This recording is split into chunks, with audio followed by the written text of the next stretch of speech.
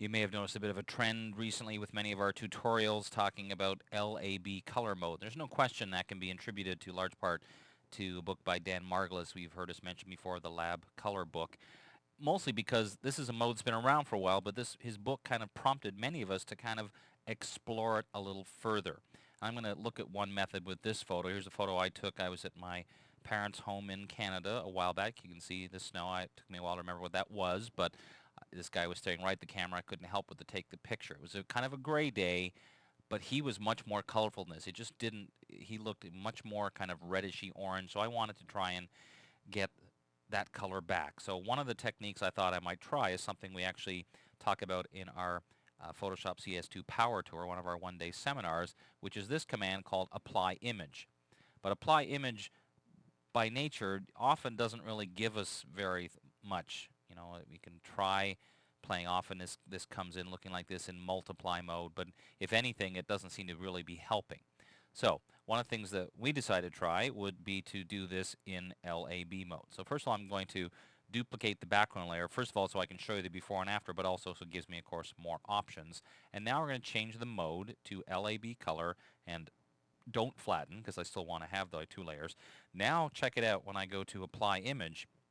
All of a sudden, because we're in LAB mode, look at the difference. Now this is what it probably would look like initially. It would be in lab mode multiply at 100%.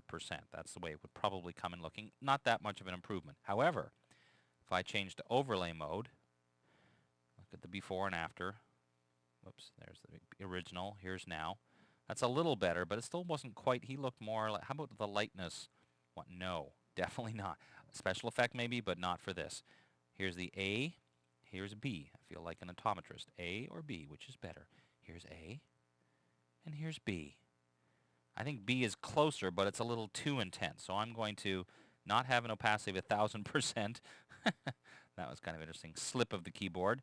So let's pull that opacity. I'm just using the scrubby slider kind of method to pull it a little closer to what I want. Let's look at the before and now. Definitely closer.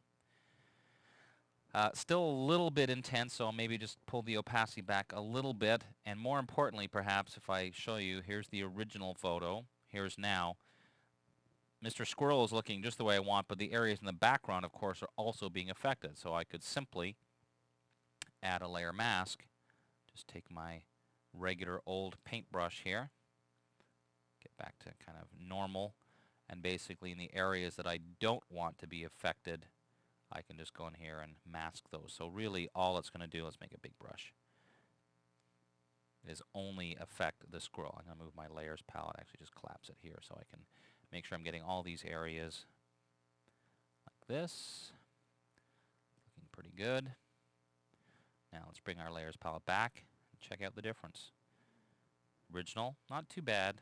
Now, like it a whole lot better.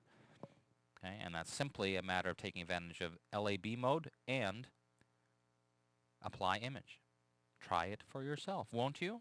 I think you'll like it.